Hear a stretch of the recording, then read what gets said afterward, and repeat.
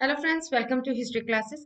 Friends, ये मेरा NET exam से रिलेटेड यूट्यूब का जो चैनल है, इस पे हम नेट एग्जाम के सिलेबस के अकॉर्डिंग ही जितनी भी मैंने आपको टॉपिक प्रोवाइड करवाए हैं उसी से रिलेटेड ही हम प्रिपरेशन कर रहे हैं। तो आज भी कुछ ऐसे ही टॉपिक हैं जो एशियन हिस्ट्री से एमसीक्यू सीरीज रिलेटेड ही जो टॉपिक हैं जो हम क्विक एंड शॉर्ट वे में जानेंगे। तो फ्रेंड्स, जो टॉपिक है उसके बारे में जान लेते हैं कि क्या क्या हम टॉपिक कर रहे हैं और हमने कौन से टॉपिक जो है वो कवर अप कर लिए हैं। तो जैसे कि ये जो टॉपिक है इसमें हम प्राचीन भारतीय जो इतिहास के स्रोत है उसमें से हम टॉपिक को, ये हमारा टॉपिक हमने पकड़ा है जिसमें हमने पुरातात्विक स्रोत, जो अशोक के अभिलेख और कुछ और जो अभिलेख आ जाते हैं, फिर कुछ प्रमुख अभिलेखों के नाम, फिर उनके सिक्के हैं, साहित्यिक स्रोत। तो ये सब हमने टॉपिक जो है वो कवर अप कर लिए हैं। तो जो हम टॉपिक कर रहे हैं वो है ब्रह्मोत्तर साहित्य में हमने बुद्ध साहित्य उसको साइट जो स्टार्ट किया है वो। तो उसके बारे में मैंने पिछली वीडियो में भी थोड़ा सा आपको बताया था, आज हम उसी को ही आगे कंटिन्यू करेंगे। तो फ्रेंड्स, जितने भी ये सभी टॉपिक है, मैंने 2-3 वीडियो इसकी पहले अपलोड की हुई हैं, आप जाकर उनको देखिए। अगर आप स्टार्टिंग से देखोगे तो आपका फ्लो अच्छी तरह से बना रहेगा और हम जो जितनी भी चीजें हैं वो आपको सीरियल वाइज वो अच्छे से वो समझ में आ जाएंगी। तो जाकर जरूर देखिएगा। अगर आप फ्रेंड्स मेरे इस चैनल के साथ न्यू हैं तो प्लीज सब्सक्राइब जरूर कर लेना, बेल आइकन को दबा लेना, नोटिफिकेशन आपको टाइम पर मिलता रहे और आपकी प्रिपरेशन भी टाइम पर होती रहे। अगर आप और भी डिटेल जो है कि डिटेल वाइज प्रिपरेशन करना चाहते हो तो आप मुझे जो नीचे डिस्क्रिप्शन में लिंक दिया गया है अन अकेडमी का है, वो वहां पर एजुकेटर हो, वहां पर भी मेरे कोर्सेज है वो चल रहे हैं। तो वहां पर जाकर आप देख सकते हो, फ्री ऑफ कॉस्ट है। जितना भी मटेरियल आपको जहाँ वहां पर मिलेगा वो फ्री ऑफ कॉस्ट दिया गया है।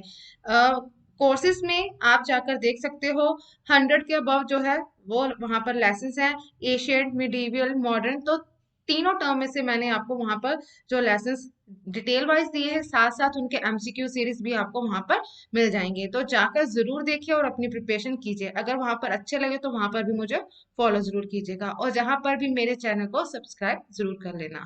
तो चलिए फ्रेंड्स, आज हम जो नेक्स्ट आगे के जो टॉपिक है जिसमें ब्रह्मोत्तर साहित्य में हमने जो बौद्ध साहित्य को कंटिन्यू, आज हम उन टॉपिक को आगे करेंगे। तो जैसे कि ये रहे वो जो टॉपिक है, हमने बौद्ध साहित्य के बारे में जाना था। बौद्ध साहित्य में जैसे कि सूत पिटक है, इसके बारे में भी हमने जाना। फिर उसके बाद ये सभी जो टॉपिक हमने कवर अप कर लिए थे।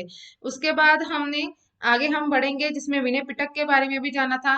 इन जो आगे उसके जो 3 भाग आ जाते हैं उसके बारे में भी हमने जान लिया था। आज हम आगे जो करेंगे इसी का ही जो एक थर्ड जो पोर्शन है, भाग है, वो आ जाता है अभिधम पिटक। तो ये अभिधम पिटक है।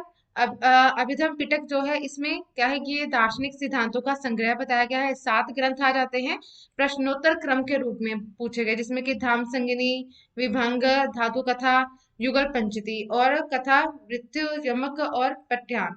तो ये हैं। तो इतना नहीं आपको डीपली पूछा जाएगा, सिर्फ यही पूछे जाएंगे कि इसके 7 ग्रंथ हैं। नाम शायद ना पूछे जाए, तो बस यही ध्यान रखिएगा। आगे आ जाता है कि 3 पिटकों के सबसे बड़ा बाद में ये लिखा गया था। जो अभिधम पिटक है ये 3 पिटकों में सबसे बाद में लिखा गया था। इसकी भाषा क्या है, संस्कृत का प्रयोग सबसे पहले इसमें ही किया गया था, अभिधम पिटक में। तो ये सबसे महत्वपूर्ण क्या है, कथा वृत्य है। सर्वाधिक इसमें क्या है, कथा वृत्य। और इसकी रचना जो है तृतीय संगति, जो तीसरी संगति हुई थी बौद्ध, उसके टाइम पर जो मोगली तीस थे उन्होंने की थी। इन त्रिपिटकों की रचना बौद्ध के निर्माण प्राप्ति करने के बाद। और पिटक शब्द का जो शाब्दिक अर्थ क्या होता है, टोकरी। तो पिटक का मतलब क्या लिया गया है, टोकरी से लिया गया है। फिर आ जाता है पाली भाषा में जो अन्य ग्रंथ आ जाते हैं। तो हमने अब आगे जो है वो कुछ ग्रंथों के बारे में जानेंगे और आगे जो अन्य संस्कृति में जो ग्रंथ है, बौद्ध ग्रंथ आ जाते हैं, सांस्कृतिक बौद्ध ग्रंथ, और उनके जो लेखक हैं उसके बारे में जानेंगे। ये भी सबसे इंपॉर्टेंट चीजें हैं। तो पहले हम जानेंगे पाली भाषा में जो अन्य ग्रंथ आ जाते हैं, जिसमें कि पहले आ जाता है मिलिंदा पहो। तो मिलिंदा पन्हो जो है ये मिलिंद प्रश्न है, इसको कहते हैं नागसेन द्वारा रचित है और यवन राजा जो था मेनेंडर और बौद्ध भिक्षु नागसेन के बीच में दार्शनिक जो वार्तालाप हुई थी उसका वर्णन मिलता है। 7 सर्ग में ये विभाजित है। उसके बाद आ जाता है दीपवंश और महावंश। ये सहेली अनुश्रुतियां हैं और इसकी रचना जो है 4वीं और 5वीं शताब्दी में हुई थी और मौर्य कालीन इतिहास की जो जानकारी है वो इसमें हमें मिलती है, यहाँ पर उपलब्ध है। उसके बाद हम आगे चलकर जानेंगे संस्कृत में जो बौद्ध ग्रंथ आ जाते हैं। तो संस्कृत में जो बौद्ध ग्रंथ कौन कौन से हैं, जिसमें महावस्तु और ललित विस्तार है। तो ये जो महात्मा बुद्ध थे उनके जीवन से वर्णित जो है वो इसमें जानकारी मिलती है। ललित विस्तार जो था ये वैपुल्य सूत्र का ही एक ग्रंथ माना गया है। वैपुल्य सूत्र में बाद में विस्तारित उपदेश भी हैं। ये उपदेश जो है ये सुत पिटक की अपेक्षा अधिक विस्तृत है।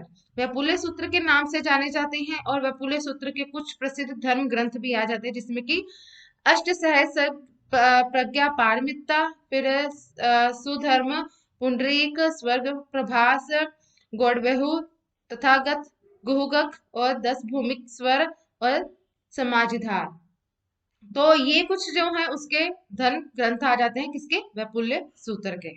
उसके बाद है कि जो ललित विस्तार में प्राचीन भारत में प्रचलित जो 64 लिपियां हैं उसका भी वर्णन मिलता है। उसके बाद आ जाता है कुछ बौद्ध जो ग्रंथ आ जाते हैं उनके कुछ लेखक हैं। तो जैसे कि ये अमोघवर्ष के द्वारा लिखा गया जितना भी ये जो आ जाते हैं, कहाँ से? बौद्ध चरित्र से लेकर जो सूत्र अलंकार तक। बौद्ध चरित्र जो महाकाव्य है, सौंदर्य नंदन ये भी महाकाव्य है, सारिपुत्र प्रकरण ये नाटक है, सूत्र अलंकार तो ये सभी किसके लिखे गए हैं? अशोक घोष के हैं। और उसके बाद आ जाता है विभाषा शास्त्र, ये वसुमित्र का है। फिर अभिधर्म कोश जो है ये वसुबधु का है। फिर विगता मात्रा त्रासदी जो है ये भी वसुबधु की, और वज्र शेतिका जो है ये भी वसुबधु की।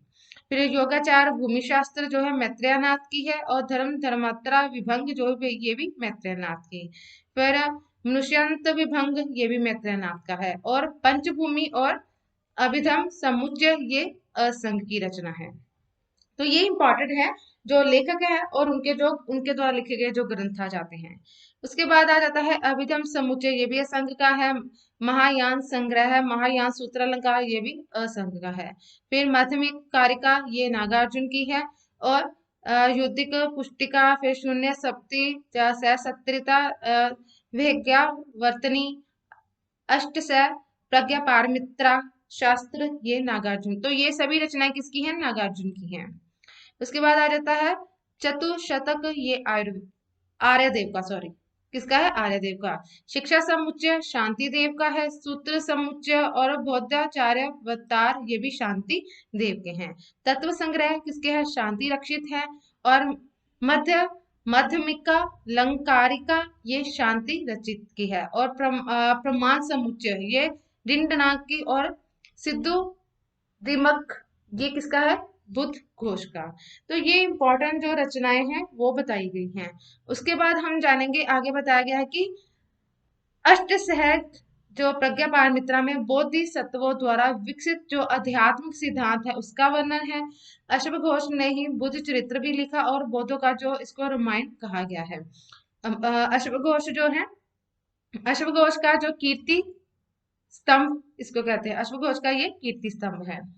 फिर दिव्यवादन में पर्वती मौर्य शासकों एवं पुष्यमित्र शुंग का जो है वो जो हमें वर्णन वो मिलता है।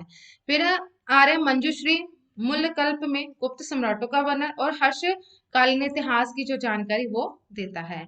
सर्वप्रथम जो गणपति शास्त्री ने 1925 में इसे प्रकाशित किया था। उसके बाद आ जाता है ललित विस्तार के आधार पर ही आधार बनाकर मैथ्यू अर्नोल्ड ने लाइट ऑफ एशिया ये लिखा था। किसके? ललित विस्तार जो था उसको आधार बनाकर मैथ्यू अर्नोल्ड ने तो लाइट ऑफ एशिया वो लिखा। तो ये इंपॉर्टेंट है, तो ये इसको जरूर एक बार पढ़िएगा, नोट डाउन जरूर करना, ये इंपॉर्टेंट है। उसके बाद बताया गया है कि जो बुद्ध चरित्र में काव्य रूप में बुद्ध के जीवन का सरल वर्णन सुंदरानंदन ने बुद्ध के सौतेले भाई सुंदरानंदन के संन्यास ग्रहण करने तथा सारिपुत्र प्रकरण में बुद्ध के शिष्य सारिपुत्र के बौद्ध धर्म ग्रहण करने का जो वर्णन है वो इसमें प्राप्त होता है। फिर है कि तिब्बत में जो बौद्ध लामा तारानाथ ने 12वीं सदी में कम्यूर और तम्यूर नामक दो जो ग्रंथ लिखे थे, और भारत के बारे में जानकारी उसमें मिलती है। और दुल्वा नामक ग्रंथ भी लामा तारानाथ ने ही लिखा था। तो ये ध्यान में रखिएगा कि तिब्बत में जो बौद्ध लामा तारानाथ ने दो जो ग्रंथ थे वो लिखे थे, और इसमें क्या मिलता है? भारत के बारे में जानकारी। आगे हम चलेंगे तो जानते हैं जैन साहित्य के बारे में।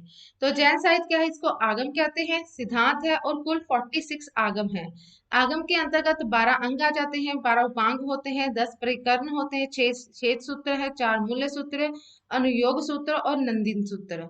तो ये आ जाते हैं 12 अंग सबसे महत्वपूर्ण माने गए हैं। तो आगमों में 12 अंग कौन कौन से हैं उसके बारे में जानते हैं।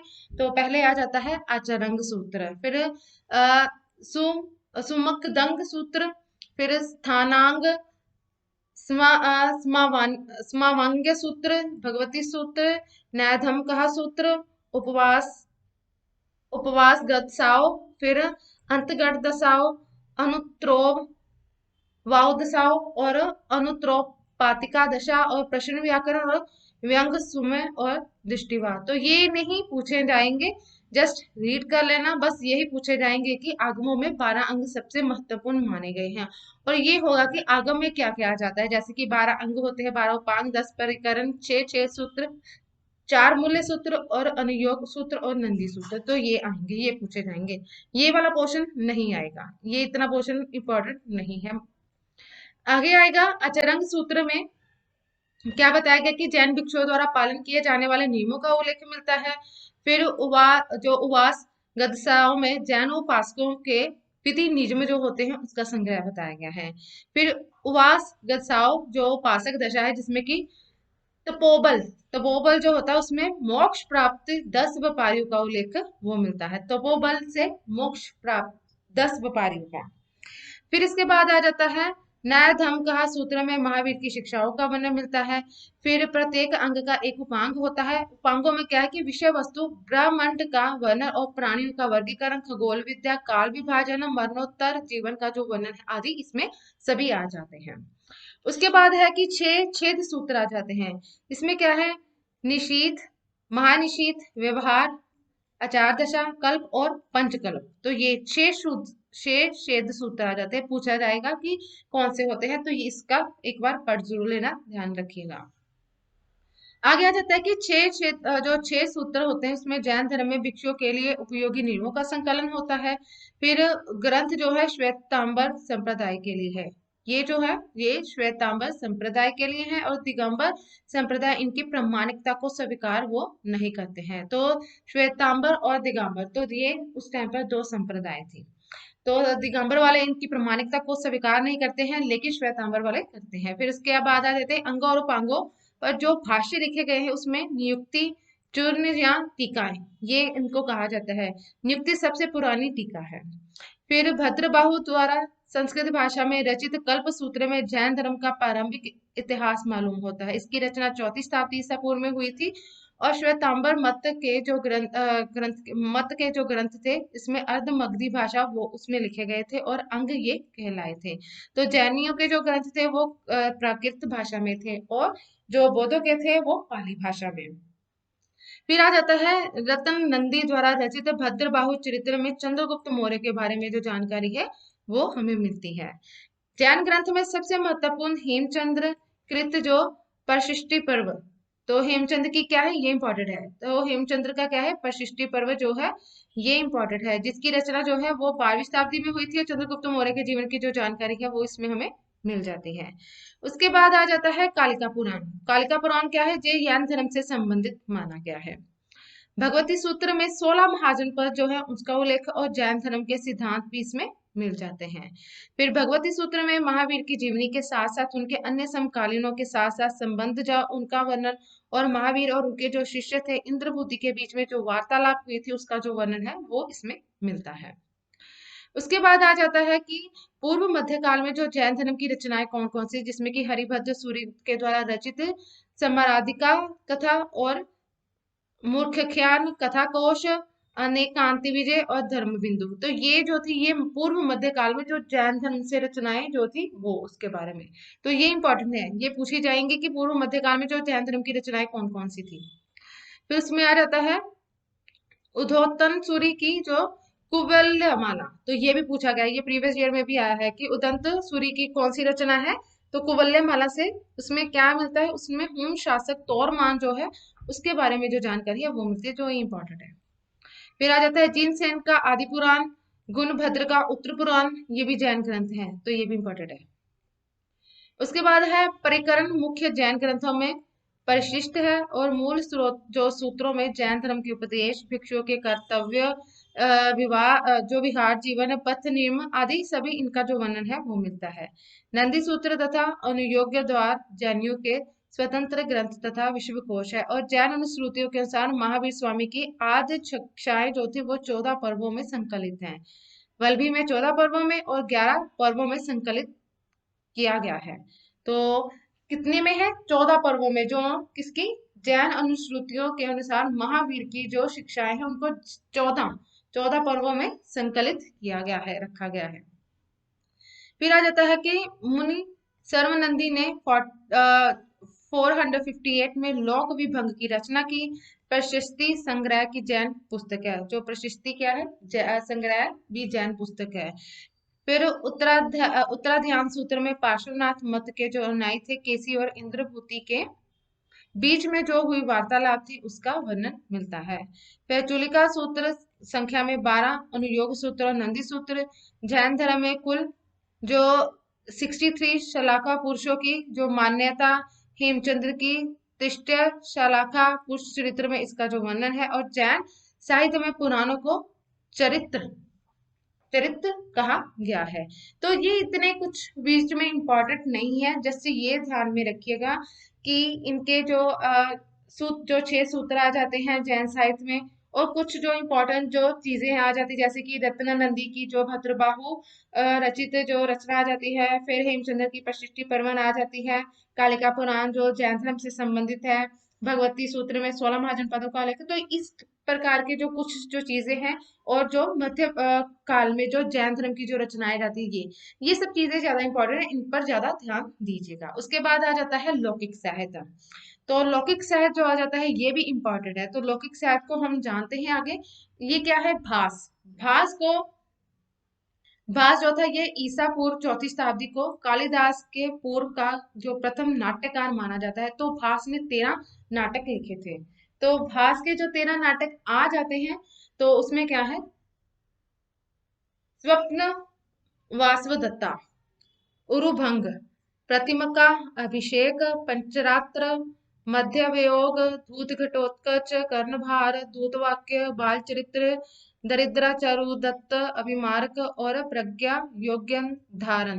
तो ये कुछ जो है उसके 13 नाटक जो भास के द्वारा लिखे गए हैं। सबसे ज्यादा इंपॉर्टेंट ये है स्वप्न वासदत्ता, ये ज्यादा पूछा जाता है। फिर आ जाता है स्वप्नवास तथा पहला संपूर्ण नाटक माना जाता है। शूद्रक कौन था? ये गुप्त काल था। और संस्कृत भाषा में मृष्कटिकम जो मिट्टी की गाड़ी जिसको कहते हैं, नाटक में पहली बार राज परिवार के स्थान पर जो समाज के आम लोग होते हैं, मध्य वर्ग के लोग, उनके लोगों को पात्र बनाया गया था। इसमें शूद्र एवं जो महिलाएं थी, शूद्र एवं महिलाएं संस्कृत के स्थान पर प्रकृत बोलते थे। फिर दरिद्र ब्राह्मण चारुदत्त जो थे इसका प्रमुख पात्र था, और वसंत सेना नामक गणिका से प्रेम करता था। मृष्कटिकम में समाज में व्यक्त जो भ्रष्टाचार उसको भी प्रकाश उस पर भी प्रकाश डाला गया है, वो भी उजागर किया गया है। और कथा का केंद्र क्या था? उज्जैन। तो ये इंपॉर्टेंट चीज जो बताई गई है वो इंपॉर्टेंट है, ध्यान में रखिएगा। उसके बाद आ जाता है शमेंद्र द्वारा रचित क्या थी? शमेंद्र की क्या थी? वृत्तकथा मंजरी जो 11वीं सदी की है, और गुन्नड़ द्वारा पैराची भाषा में लिखी गई वृत्त कथा का संस्कृत रूपांतर है। इसी पर सोमदेव जो थे उन्होंने 11वीं शताब्दी में कथा सरित सागर को लिखा था। तो ये ध्यान रखिएगा, शमेंद्र द्वारा रचित बेहतर कथा मंजरी और सोमदेव की कथा सरित सागर थी। फिर उसके बाद आ जाता है कि गार्गी साहित्य। गार्गी साहित्य जो थी ये शुंग काल का एक ज्योतिष ग्रंथ है, जिसमें भारत पर होने वाले जो यवन आक्रमण है उसका वर्णन जो मिलता है। गार्गी संहिता क्या थी? युग पुराण का एक हिस्सा है। फिर वाक्यपति के गोंडवाहो में कन्नौज के राजा यशोवर्मन द्वारा गोंड शासक का वध कर बंगाल विजय करने का वर्णन है, और ये प्रकृत भाषा में लिखा गया है। फिर उसके बाद आ जाता है कि पदम गुप्त परिमल ने नवसांसिक चरित्र में परमार वंश के जो शासक थे सिंधुराज की जीवनी है। फिर कौटल्य की भांति बृहस्पति ने 10वीं शताब्दी से लगभग एक अर्थशास्त्र की क्या थी, रचना की थी। फिर काम कामंदक की जो नीतिसार भी अर्थशास्त्र से पुनरुक्त ग्रंथ है और इसकी जो रचना थी वो 8वीं सदी में हुई थी। उसके बाद आ जाता है मेरुतुंग की प्रबंध चिंतामणि, ये भी अर्थशास्त्र पर टीका है। फिर सोमेश्वर की कीर्ति कौमुद, राजशेखर की प्रबंध कोश तथा मेरुतुंग की प्रबंध चिंतामणि में गुजरात के जो इतिहास था उसकी जो जानकारी है वो इसमें मिलती है। उसके बाद आ जाता है पंचतंत्र पर हितोपदेश नीति विशक, ये भी ग्रंथ है। पंचतंत्र का जो अनुवाद था वो 50 से अधिक भाषाओं में किया गया है और पंचतंत्र की जो कहानी आ जाती है इसमें विष्णु शर्मा के राजकुमार और नीति परक जो परक शिक्षा देने का जो वो बताया गया है। फिर भट्ट भुवन देव कृत जो अपराजिता पश्चा वस्तुशास्त्र पर लिखित एक ग्रंथ है। तो ये हमने जो लौकिक साहित्य था उसके बारे में हमने जाना है। तो अब जो मैं आपको फ्रेंड्स जो चीजें बताऊंगी ये जो प्राचीन भारत की कुछ जो पुस्तकें आ जाती हैं उसके बारे में है। तो ये अब हम जो पुस्तकों वाला टॉपिक है वो हमारा चलेगा।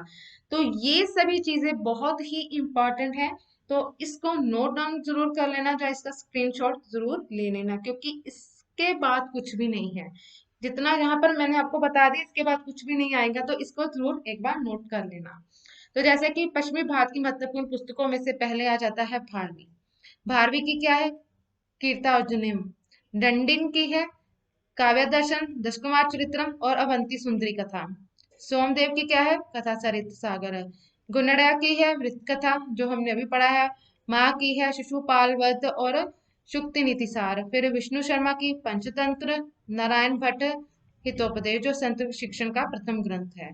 फिर बुद्ध स्वामी की वृत्त कथा श्लोक संग्रह। हरिसेन की वृत्त कथा कोश और शमेंद्र की वृत्त कथा मंजरी। वैश्य जीवन पर आधारित, तो ये कौन सी है, सम्या मातृका, तो ये वैश्य जीवन पर आधारित थी। फिर उसके बाद आ जाता है कामंदक की नीतिसार है। कौन सी है, कामंदक की नीतिसार।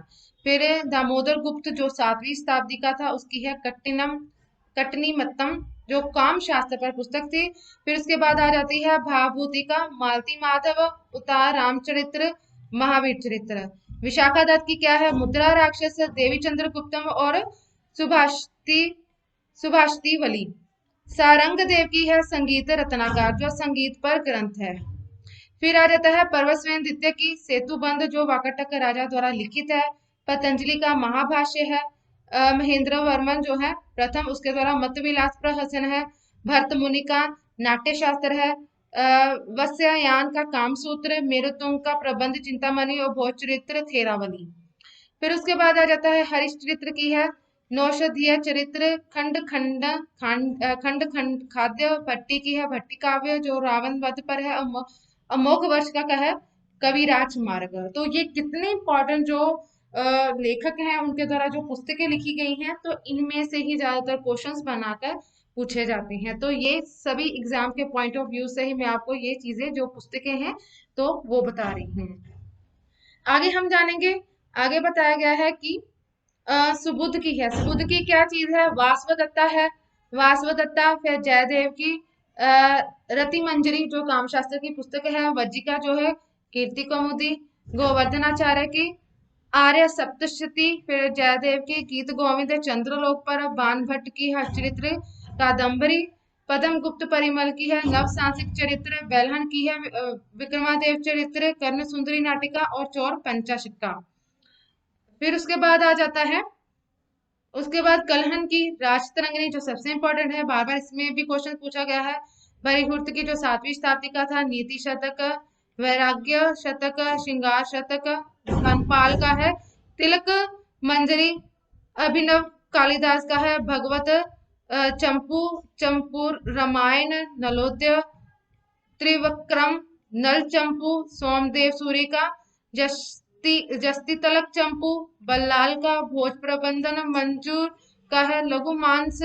आनंदवर्धन का है प्रमोद चरण और रुद्र भट्ट का है श्रृंगार तिलक। तो ये जो कुछ पुस्तकें हैं जिसके बारे में हम जान रहे हैं। हेमचंद्र का क्या है काव्यानुशासन कुमार चरित्र और ये सभी चीजें। और आगे आ जाता है आचार्य कुंत का है वक्रो वक्रोति जीवितम फिर अमरू का है अमरुक शस्तक, हर्षवर्धन का है नागनंदन, प्रियदर्शिका, रत्नावली। कौटिल्य का क्या है? कौटिल्य का सबसे इंपॉर्टेंट अर्थशास्त्र। सोमदेव जो सोमेश्वर का है रस रसमाला, कीर्ति कौमुद, ललित विग्रहराज है। फिर सोमेश्वर तृतीय का मानसोल्लास। तो जो सोमेश्वर तृतीय कौन था? ये पश्चिमी चालुक्य राजा था और क्या था कि अभिलाषी तार चिंतामणि भी इसको कहते हैं। फिर अप्य दीक्षित, कुवल्य, नंद, वाघ्य भट्ट, लंकार, नंददास का रास पंचाध्यायी, जिनसे इनका क्या है? पार्श्व भद्य काव्य और हरिवंश। और कविराज का क्या है? राघव पांडवीय। क्या है? राघव पांडवीय। फिर उसके बाद है गंगराज दुविनीत, जिसका क्या है? शब्दावतार। भर्तहरि का है वाक्य प्रदीप, जो व्याकरण संबंधी जो पुस्तक है। कृष्ण मित्र का क्या है? प्रबोध चंद्रोदय। हलायुद्ध जो अभिधान रत्नमाला। हेमचंद्र का क्या है? अभिधान चिंतनामणि और देशी नाम माला। उसके बाद आ जाता है यादव भट्ट का क्या है? वैजयंतीय कोश। माहेश्वर का है विश्व प्रकाश। अमर सिंह का अमर कोश। भोज परमार का राज मृगांग, शब्दानुशासन, नाम मालिका, समरंग, सूत्रधार और विवाह समुच्चय। उसके बाद मुरारी का क्या है? अनर्थराव। भल्लाल सेन का अबुद्ध सागर। सोमेश्वर का चतुर्वंश प्रतिबंध और गंगा देवी का है कंप्राय चरित्र, जो मधुरा विजय पर। फिर आनंद भट्ट का भल्लाल चरित्र। गंगाधर पंडित का मंडलिक महाकाव्य। राजनाथ का मनसूख वंश।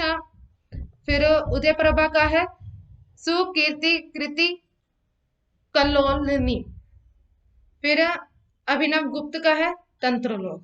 तो ये सभी कुछ पुस्तकें थी। अब हम जो आगे जानेंगे ये कुछ जो विभिन्न विषय पर आधारित जो पुस्तकें थी उसके बारे में। तो विभिन्न विषय पर आधारित जो पुस्तकें आ जाती, जैसे कि गणित पर आधारित जो है, जैसे कि आर्यभट्ट द्वितीय का जो आर्यभट्ट द्वितीय थे उनके द्वारा लिखी गई आर्य सिद्धांता, महावीरचार्य के द्वारा गणित सारंग संग्रह, श्रीधर के द्वारा त्रिशांति, भास्कराचार्य के द्वारा लीलावती, बीजगणित, सिद्धांत शिरोमणि। फिर कानून शास्त्र, जिसको धर्मशास्त्र विधि शास्त्र कहते हैं, मेधातिथि, मनुस्मृति पर टीका थी, गोविंदराज की मनुस्मृति पर टीका, ज्ञानेश्वर की जो है मिताक्षा जो याज्ञवल्क्य स्मृति पर टीका थी, जिमूत वाहन दयाभाग थी, माधवाचार्य का पराशर माधव काल निर्णय, लक्ष्मीधर की कृत्य कल्पत्रु, हेमाद्रि की चतुर्वर्गीय चिंतामणि जो 13वीं और 14वीं सदी पर आधारित थी, हलायुद्ध जो ब्राह्मण सर्वस्व पर आधारित थी, लघु नंदन जो बंगाल का 16वीं सदी का था और स्मृति तत्व थी, शूल पन्नड़ी बंगाल पर स्मृति विवेक है, और देवन्य भट्ट की स्मृति चंद्रिका। फिर उसके बाद आ जाता है राजनीति पर आधारित थी, सोमदेव सूर्य की नीति वाक्यामृत जो कल्याणी के चालुक्य कालीन आधारित थी। उसके बाद हेमचंद्र की लघु अर्थनीति, चंद्रशेखर की है रीति रत्नाकार, कामंदक की है कामंद नीति सार, और भोज की है युक्ति कल्पत्रु। फिर उसके बाद आ जाती है आयुर्वेद पर आधारित नागार्जुन की रसन रत्नाकार, चरक पर चरक संहिता, श्रुति पर श्रुति संहिता, और वाक्य भट्ट की अष्टांग संग्रह और अष्टांग हृदय संहिता जिसको कहते हैं। माधवाकर की है रग निश्चय, और वृंदा की है सिद्धि योग। उसके बाद आ जाता है चक पन्ननी दत्त की जो है ये चिकित्सा संग्रह, द्रव्य गुण और सर्वसार संग्रह उस पर आधारित थी। सारंगधार पर सारंगधार संहिता, भोज परमार पर आयुर्वेद सर्वस्व, और वंगसेन पर चिकित्सा सार संग्रह। उसके बाद पशु चिकित्सा पर आधारित थी, पाल काव्य पर है हस्तायुर्वेद, और शालहोत्र पर है अश्वशास्त्रम। उसके बाद आ जाती है व्याकरण पर सर्ववर्मन की तंत्र, सांकटायन जो 9वीं सदी की है, सांकटायन व्याकरण जो शब्दानुसार थी, हेमचंद्र की हेम व्याकरण, बुद्ध मित्र की है वीर शोल्यम, फिर कर्माधीश्वर की है शक्तिसार, फिर चंद्र गोमन की है चंद्र व्याकरण, हलायुद्ध पर जो आधारित है वो है कवि रहस्य, उदय देव जैन पर है जैनेन्द्र व्याकरण। तो जो उदय देव जैन थी ये पुलकेशन द्वितीय का संबंध कहलाए थे। उसके बाद आ जाता है साहित्य शास्त्र, अलंकार शास्त्र और काव्य शास्त्र पर आधारित भामा रीति जो वाक्यालंकार, आनंदवर्धन की धमनलोक्य धनंजय की है, दशरूपक धनिक की है, दशरूपा दशरूपावलोक। उदय भट्ट का क्या है, काव्यालंकार, सार संग्रह और भामा विवरण और संभव व्या कुमार संभव काव्य, सॉरी। फिर आ जाता है वामन। वामन का है काव्यालंकार सूत्र, रुद्रट का है काव्यालंकार, राजशेखर की क्या है काव्य मीमांसा, मम्मट का क्या है काव्य प्रकाश, भोज का क्या आ जाता है सरस्वती कंठाभरण श्रृंगार प्रकाश। फिर आ जाता है वैद्यनाथ का प्रताप रुद्रीय, हेमचंद्र का काव्यानुशासन, कविराज का है राघव पांडवीय, जिनसेन का प्रभाव प्रभावोद्य काव्य, और श्रीहर्ष का है नैषधीय चरित्र, और जयदेव का गीत गोविंद। फिर उसके बाद मंख का श्रीकंठ चरित्र। तो ऐतिहासिक काव्य पर आधारित कुछ जो पुस्तकें हैं, जिसमें कि संध्या का नंदी की रामचरित्र है, बिलहन की विक्रमादेव चरित्र, पद्मगुप्त की नवसाहिंस का चरित्र, सोमदेव की कीर्ति कौमुद, जैनक की है पृथ्वीराज विजय, कलहन की राजतरंगिणी, हेमचंद्र की कुमारपाल चरित्र, फिर चंद्रप्रदायी की है पृथ्वीराज रासो, नयन चंद्र सूर्य की है हमीर महाकाव्य, चंद्रशेखर की हमीर हठ, और ज्योतिराज की हमीर रासो। तो ये कुछ पुस्तकें जो है ऐतिहासिक काव्य पर आधारित थी। अब हम आगे जानेंगे ज्योतिष पर आधारित कौन सी बुक है, जैसे कि भट्टपल की है वराहमिहिर की होरा शास्त्र पर टीका, और श्रीपति की है जोशीमाला और रत्नमाला। प्राकृतिक भाषा में लिखी गई कौन सी है, हाल की जो है गाथा सप्तशती, वाक्यपति की गोडवाहो, राजशेखर की कपूर मंजरी, भोज परमार की कुमार शतक। हेमचंद्र की के है, हेमचंद्र जो क्या था कि कुमारपाल चरित्र का जो प्राकृतिक रूपांतर किया गया है दयाशन काव्य। हेमचंद्र का काल का चार्य कथा, और सोम प्रभु की है कुमारपाल प्रबोध। तो ये कुछ जो पुस्तकें थी जो हमने प्राकृतिक भाषा में जो लिखी गई, वो उसके बारे में जाना है। तो आज के लिए तो इतना ही फ्रेंड्स। आगे और हम जो कुछ पुस्तकें हैं उसके बारे में जानेंगे, तो वो नेक्स्ट वीडियो में आपको अपलोड करूंगी। तो आज के लिए इतना ही, देखते रहिए। अगर आपको वीडियो अच्छे लगे तो लाइक कीजिए, कमेंट करके जरूर बताइए, और मुझे यहाँ मेरे इस चैनल पर आप सब्सक्राइब कर लेना। अगर आप और डिटेल वाइज प्रिपरेशन करना चाहते हो तो अनअकैडमी पर मुझे फॉलो भी जरूर कीजिएगा, और वहां पर भी आप मेरे जो लेसन है वो डिटेल वाइज देख सकते हो। यहाँ पर भी फॉलो जरूर कीजिएगा। इन वीडियो को भी अपने फ्रेंड के साथ शेयर करना मत भूलिएगा। और वीडियो देखने के लिए आप सभी का थैंक यू।